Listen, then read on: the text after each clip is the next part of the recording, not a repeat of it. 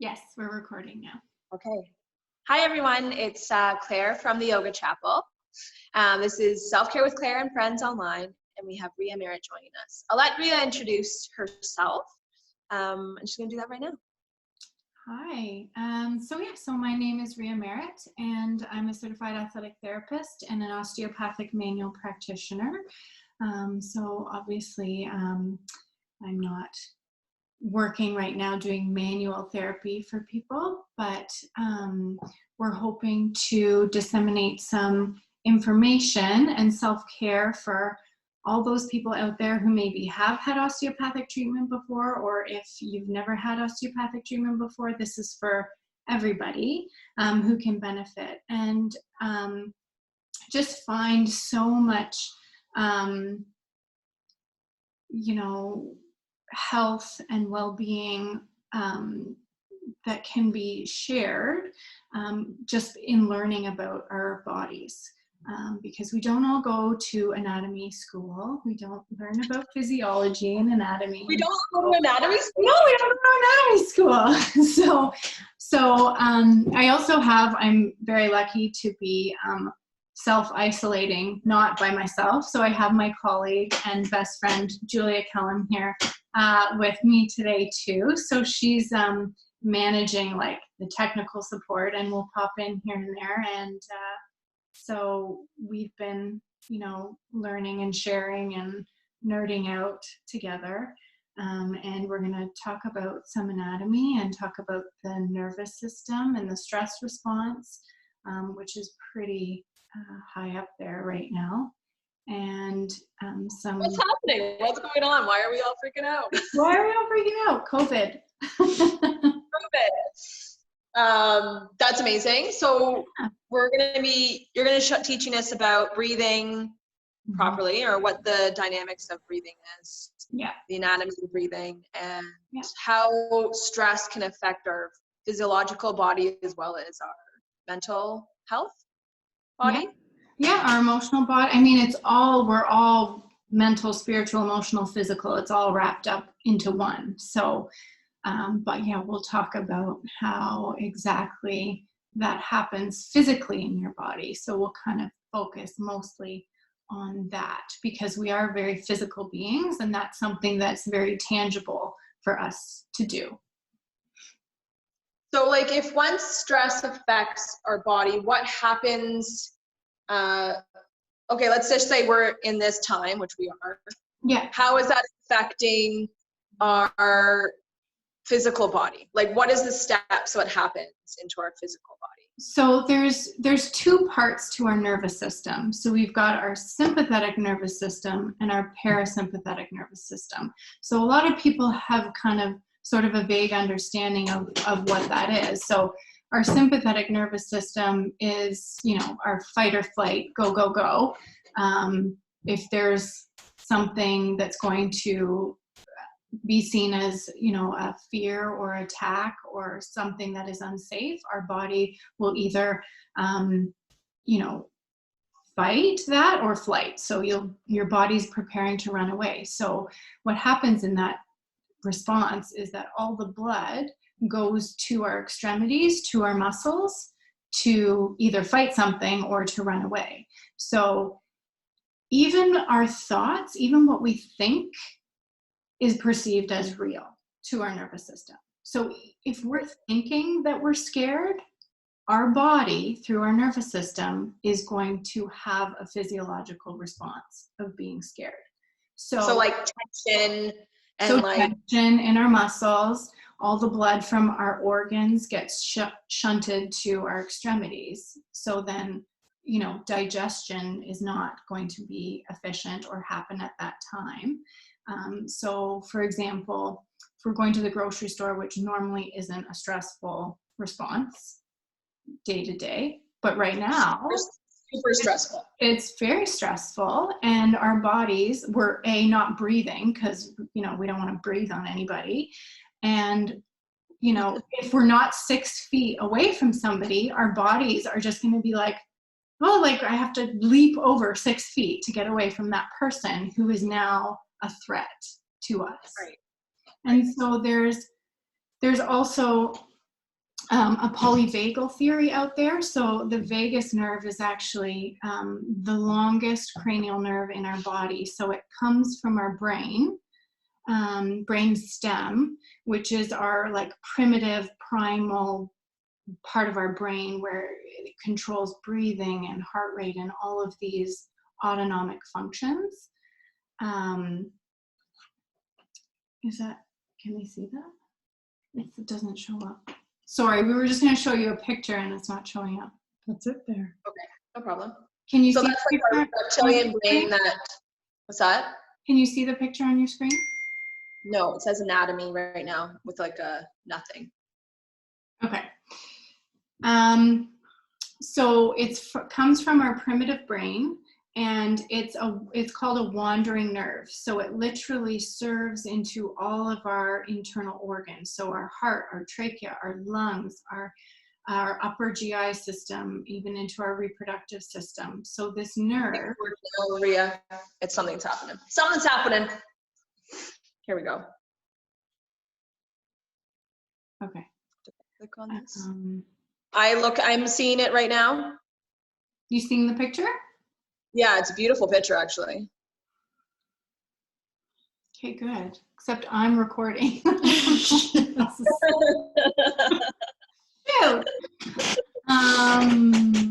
So all of our internal organs are supplied by this vagus nerve, and it exits out the base of our cranium, sort of behind our ear, where the base of our skull meets the top of our spine.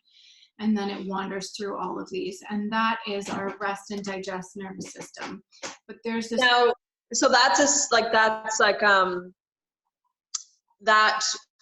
nerve signals from our brain, like that's the fight or flight, and that tells the organs what to do or not do. So that vagus nerve is our parasympathetic nervous system, and that's our rest and digest nervous system. So that's when this system is activated. So kind of, we always want, both are very important, because the sympathetic nervous system isn't just about fleeing from danger, right? Right. It also has a lot of really important physiological functions as well. So that sympathetic nervous system is housed in our spine. So that's literally along the length of our spine, the nerves that exit those areas. So they have important function with digestion as well, and serving into the organs, more of the tension around the organ. But then that vagus nerve, which is our rest and digest, that's important for sort of stimulating certain digestive juices and hormone secretion, and all of those physiological functions for digestion, and also for reproduction. So it does involve the sex hormones and works more with the brain centers, the pituitary, the pineal gland, all of these really important. So does that turn off then when we are in fight or flight? Well, it doesn't necessarily turn off, but then there becomes a big imbalance or discrepancy in the two parts of the nervous system. And so there's the polyvagal theory talks about how, the part is the ventral part. So that's the front part of the vagus nerve. And that is our tend and befriend. So that part is activated when we feel safe and we're connecting with other people and we're socially engaged, which a lot of us can't be right now unless it's over FaceTime and chatting. And so that ventral part of the vagus nerve is responsible for, calm and peace and feeling kind of at harmony with our body. And then the dorsal vagal, that is when we tend to completely shut off. So it's fight flight in the sympathetic nervous system in our spine, but then it's freeze in this dorsal part of our vagus nerve. And that's housed in our pelvis, supposedly, right? So that's when we freeze up, and that's how we deal with stress. So a lot of us deal with stress differently. Some people totally shut down, right? And that would be akin to in the wild, like an animal playing dead. So it serves as a very important protective mechanism for ourselves Right. in dangerous situations or in stressful situations. So Whereas like it would be like walking around in circles, not really wanting to do anything, not really feeling any emotion. yeah, so you would feel more numb, I would say. None. Okay. Yeah. Okay. And then there's the fight part. And would that be like overproduction and like doing all the things and cleaning the house and trying to distract? Would Yes. that be a representation? Okay. Yeah. And just, you know, elevated heart rate, you know, your blood pressure might go up a little bit, your breathing rate might, you know, elevate. Usually we tend to hold our breath regardless. So that's, you know, one of those functions that we have that control over regardless of our nervous system. We tend to breath hold is kind of the first response to stress.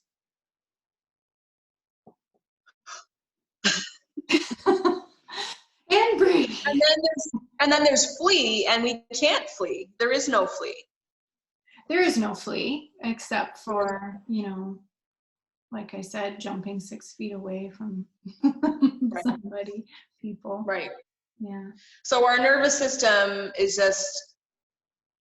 right now could be in like a wackadoodle space. It's trying to save us and protect us emotionally and physically, and at the same time not helping us because we're in this constant influx of fight, flight, freeze, and hardly in rest and digest. Would you say that's pretty accurate for most people? I mean, I think people are going to go through stages where they're going to probably feel all the different things, but what's most important is there are many things that you can do to kind of boost your parasympathetic nervous system, which ultimately is where your immune system is housed, right? So that's your brain and your organs. And is where your immune system is housed. Well, and that's where the vagus nerve, and that will help to stimulate your immune system when you're boosting your parasympathetic nervous system. And that's what osteopathic treatment, the whole goal is to remove any, you know, restrictions and barriers for the body to be able to heal itself. Our body has all of the tools that it needs to heal itself. The only scientifically proven way to activate your parasympathetic nervous system is really long, slow exhales. Really slow, long exhales. Yeah. Yeah, which is the inhale, like I was reading the inhale or short breath. So like if you're inhaling more than you're exhaling, that activates that fight or flight response. Whereas the exhale is the rest and digest breath. Yeah. Okay. Yep. Okay. Cool. That is correct. Okay. So what's a good suggestion to tap into this breath or into the vagus nerve? Yeah. The vagus nerve, yeah. So, I mean, a lot of people suggest box breathing. So inhaling for a count of 3 or 4 and holding your breath for a count of 3 or 4 and then exhaling for that same count and then holding for another same count. So that box breathing is a tool that you can use, but I actually find that if you extend the exhales longer, so you could double the exhale to the inhale. So you breathe in for a count of 3, hold for a count of 3, and exhale for a count of 6, and then hold for a count of 3. And so it's definitely not a box, but that's what's going to help, you know, really calm your nervous system down more effectively. Okay, cool. And so understanding, we kind of wanted to show you a little bit of anatomy. I'm not sure if you can see it on your screen. As long as you can see it on your screen, then we'll be able to see it. Okay. Well, we'll be recording because I saw the last one. So your thoracic diaphragm is an expansive muscle that's kind of dome shaped, and it covers the lower 6 ribs, and your lungs are physically connected to it, but there are so many other connections to your diaphragm, like your stomach, like your esophagus, like blood flow from your heart directly goes through. I can see, RHEA. Can you see? No, I can't. Can you select the picture?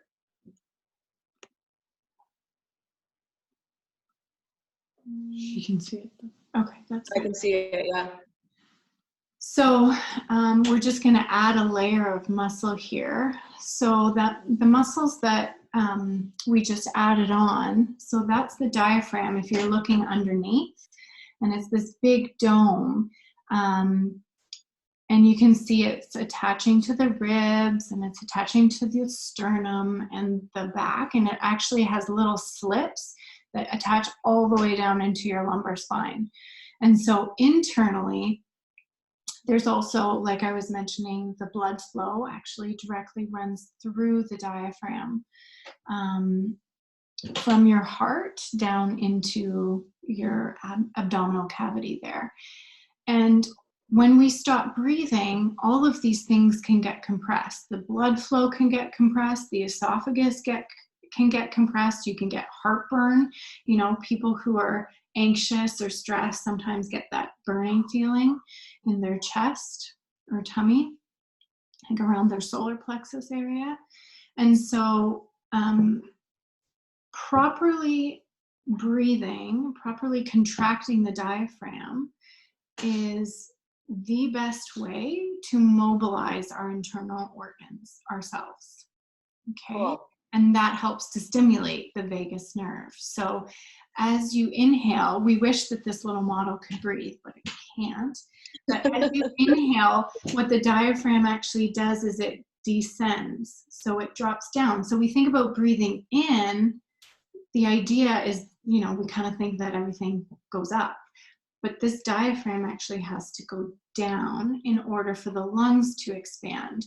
And the lungs are huge cylindrical organs that wrap all the way from the front to the back. And I mean, so cool. Yeah, the bad part of having eyes in the front of our head is that we forget everything that's behind us.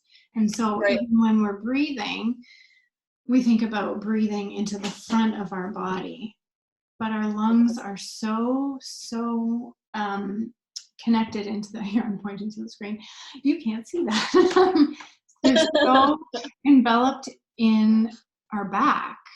They connect to our back, they connect to the ribs, they connect to all of that fascia there. And so the expansion, if you can imagine, needs to be like a balloon or umbrella where it's happening 360 degrees around your body. And if you can visualize that, that's why we wanted to show you the anatomy, because once you can visualize it, it actually makes it easier for you to be able to do that movement. So when you breathe in, the diaphragm drops down and the lungs expand like a big balloon. Your belly should rise first and then your chest. Okay? Yeah. That's going to help, you know, mobilize the organs. Your large intestine comes up and attaches into your diaphragm on either side.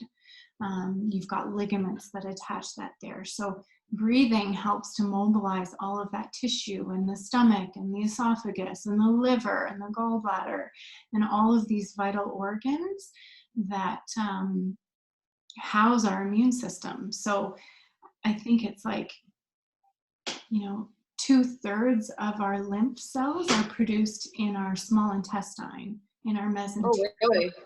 Yeah, and some in our liver as well. So like these. So breathing is like massaging and like connecting that vagus nerve to activate so that it can do its job properly. Yes. Yeah. So, and then you would suggest these, which is what we usually do in class, is the box breathing, sitting up. But that's definitely important because then we can get the back body too. Yeah. Right. Yeah. So would you suggest most breathing exercises to be seated position so that the lungs can expand on the back? You know what? You can do it in any way where you feel. So sittings can be tricky, especially if you're sitting in a chair, because what actually happens, I'll just tilt my screen down a little bit. When we're sitting, it kind of compresses our diaphragm slightly. Yeah. So if you're sitting, you might not be able to feel that full expansion and distension happening. So ideally, you could do it on your back or even on your tummy. Oh, okay. Yeah. To feel your back expand, because when you're on your tummy, you're limiting the movement in the front, so then you can visualize your ribs in the back kind of opening up and moving. And I think you did a treatment Tuesday once where we did we put like a sandbag on our diaphragm. Mm-hmm. And you're like, this is like any other muscle, it needs to be worked out. Yeah. Would you suggest that? Like like laying on our tummy would also work that out, correct? Like would help it get better. And you know what? Experimentation is like the best thing. Just try a whole bunch of different ways, and different positions are going to work for different people, and different cues and different visualizations are going to work, which is why we kind of wanted to show you some of the anatomy, because then you can picture it. Well, then maybe what we'll do is do a workshop where people can join in on Zoom, and we can teach them how to do some of these things. You can be in there and I could be one of the guinea pigs in the class, or we could work together. Does that sound like a plan for the future? Sounds like a plan. I love it. Okay, so then we did the anatomy of the lungs, and I guess because we're in these COVID times and lungs is like the main thing people are talking about with COVID-19. Yeah. This breathing is beneficial to helping us, to like relax ourselves so that our immune system can start to really protect us as well as help us if we do get the virus. Mm-hmm. And then our lungs, like how do we help our lungs on a daily basis? Yeah, I mean, that's a great question. So breathing? Okay, so everybody continue to breathe and we'll be fine. No, I do want to mention though that because we have different lobes of our lungs. So our right lung has 3 lobes to it. So it's not one big whole piece, and the left has 2. And so you can see that there. So they're kind of connected by these dense lines. Oh, wait, hold on. I'm gonna look at this. This is so cool. So why does the right have 3 and the left have 2? So likely because the liver sits underneath and connects to the right side. And so there just needs more mobility on that side.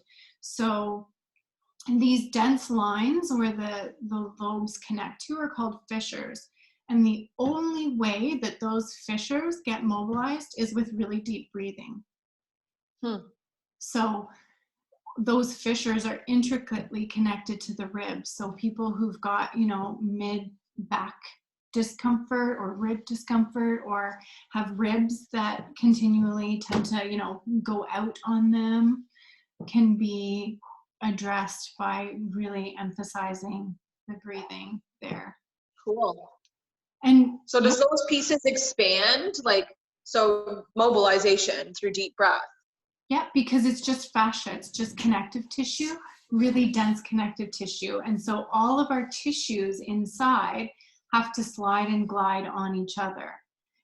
And what prevents them from sliding and gliding on each other can be things like dehydration, so like not getting enough water.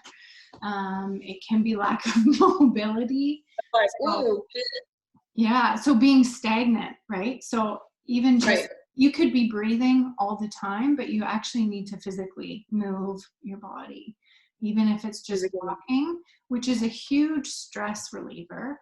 I think it's like within 3 minutes of walking, you will feel better physiologically. Yeah, that's for sure. Start to change and move, and you can move your energy.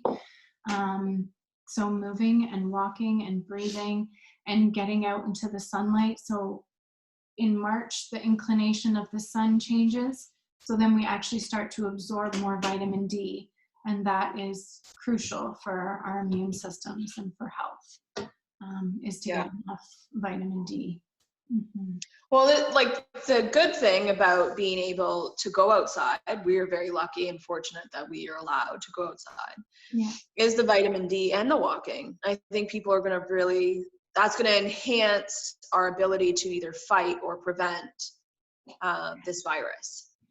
I believe, I think that if we have that ability, we should be doing that every single day. Every day, regardless of what's going around. There's viruses and stuff flying around all the time. So it's something that's just for everyday health. Yeah. I think people it's funny because I think people didn't have time before to go for a walk or move their body.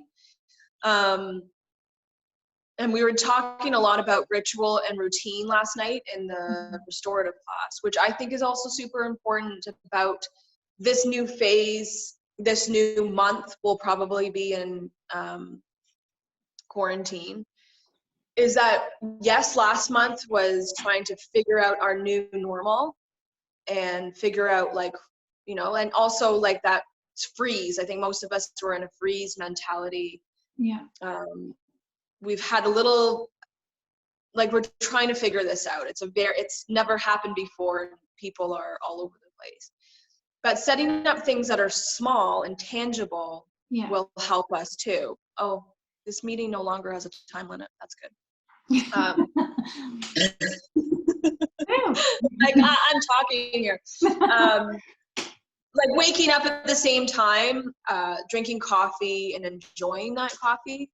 That might be your thing that you can put into your day, but definitely taking this in and making new routines, moving your body for sure, getting out in the sunlight for sure, walking for sure, and breathing and focusing. If it's only those 4 things in the day, then you're ta-da, as Hillary says, that's your to-do list. That's your to-do list. And because, it's amazing, I see patients all day long, and sometimes I sound like a broken record because people forget to breathe and they forget to drink water. And it's just the very simple things, because we get busy and we don't make time necessarily for things, or we don't acknowledge that that's, a huge part of our day.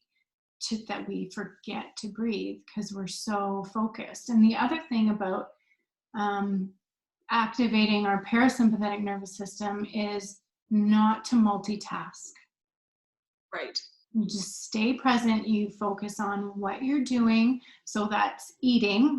Don't be on Facebook or scrolling or whatever while you're having a meal, because you're not present and you're not engaged in what you're doing, and it requires so much energy to switch tasks. So if you're always multitasking, you're energy deficient because you can't focus. So staying present and focusing on one thing at a time is also really great for your nervous system. It's just so funny that it's taken this time to start to learn those things. When people ask for this magic pill to fix themselves, there is a magic pill. Drink water, move your body, do one thing at a time. Yeah. And they're not a physical pill where you can keep doing the annoying stuff that your body cannot handle. They are just really simple things. Drink water, keep yourself hydrated, move the body, and then breathe. And then get vitamin C. Or vitamin D, and vitamin C. And eat the colors of the rainbow. Eat the colors of the rainbow, eat healthy. We're not pushing lots of things, but if you do, a few simple things throughout the day, you're going to feel so much better. Yeah. Taking that time to go for a walk, So the last one Taryn was talking about, which is really interesting to sideline into this one. She's talking about the reptilian brain, which you say is basically where the vagus nerve come from. Yeah. So those are the simple things. Those are eat, drink, procreate, and what's the last one? I think it's Well, for breathing us, and heart for rate. us, Oh, heart rate, yeah. breathing, that sort of thing. And then our limbic brain, which is, you know, don't do anything crazy new. We don't have to write a book or a memoir or a play unless that's what you did before. Yeah. But the 4 simple things that we're going to take away from your lesson today, I'm going to say, is drink the water and then breathe. Mm-hmm. Walk outside, move your body, eat the rainbow. Eat the rainbow. That was 5 things, but 5 things, but it's good. whatever. Like, you got this. Yeah. And, or sorry, the one that you said is to do one task at a time. Don't confuse your brain. Yeah. I mean, there's like so many things, and a lot of these things we innately know. The thing is that we innately know them. Sometimes you just need to hear it again. And like I mentioned sort of at the beginning of our talk, is that our thoughts, like if we're thinking about stressful things, our body is going to perceive that as an actual stressor. So it doesn't have to be that we're, you know, you have to really be, and it's just all really about awareness. Like if you're aware that you're feeding yourself all of these negative thoughts or stressful thoughts, your body is going to respond to that as if it were real. So if it was real. Mm-hmm. And we have the choice right now to what we want to watch and what we want to participate in. Yeah. It's easy because our body is attracted to like car accidents, like we just are. It's just something inherent in our body, but it does not make us feel good. It's a quick endorphin instead of a long feeling better. Yeah. I don't know how else to say it. Yeah. Well, and we're designed to like withstand like short stresses, right? It's when it becomes chronic, like a constant, and you're not, you know, you kind of have to interfere a little bit. You have to choose to get out of your own way, if you will. Right. Yeah. And your thoughts are, you know, our thoughts are super important, and that goes with everything. Like and you could do an experiment on yourself. Just take a day and listen to all the bad news of the world, and take a day and listen to all the good news of the world, and breathe and go outside and drink the water and see which day you want to live in most days. You know, I'm going to say you're going to check the second day. Yeah. And we have that time. We right? have that time. Well, a lot of us have that time. There are a lot of of that are working their butts off, but yeah. And I mean, people too are also a little bit scared to get into meditation, but even just focusing on your breathing for a minute is meditating. If you're just visualizing your breath going in and out, like it doesn't have to be a scary thing. And the meditation could be doing the one thing at a time. Your meditation could be your eating. Yeah. Yeah. And that's all going to help stimulate your parasympathetic nervous system. Well, I love it. I think we could probably talk all day. Yeah, probably. But let's do this again. I think I'm going to put it out there and see if people want to join. Like a breathing, like we did that last time where we did the diaphragmic breathing workshop. Yeah. And we'll put that out there, and it will be fun. Yeah. Sounds great. How's that sound? Yeah. Yeah, and if anybody has any questions, Claire's gonna just connect my email. That's right. Oh, and I have one more thing before we end. RHEA and Julia are opening a brand new practice. Well, they have a practice already, but they're opening a brand new space they've been working on during COVID. Hi. Oh, hi. There's Julia. Yeah. Which is super exciting. Me and Joan have been watching the process because it's below us. Like RHEA and Julia have worked in the back space of the yoga chapel, but now have a space below, which is so exciting. It's becoming so beautiful. They have worked so hard. We are beyond excited for their next journey into their practice whenever this stupid thing ends and we get to all get treated and loved and fixed again. So they're going to give you a little show and tell sometime whenever they get a little bit more things done. They're probably like, no, we're not. Yeah, sure we can. But they've done so much work. Undetermined date. So much work, and they've done it all themselves with a little help from friends, John, or a lot of help, sorry. From John and from Jeff and from Kyle, and if I'm missing anybody. And you too, the yoga chapel. And we're so excited. So stay tuned. These girls are going to do cool things and help as much as they can online, which they're already doing. They have so much to say, and they're so smart. I'm very happy they're my friends. Me too, for you. So that's it. So everybody, thank you for joining us with Self-Care with Claire and RHEA and Julia's technical skills. That was super fascinating. And we'll be doing it again. Join us on Friday for a restorative class, or maybe Sunday. It's always up in the air. I'm just going like this from now on. When it's posted, you can join us, and we'll do some more relaxation techniques. So thank you. Keep breathing. Keep breathing. Bye. Just pause the recording. And I think you just have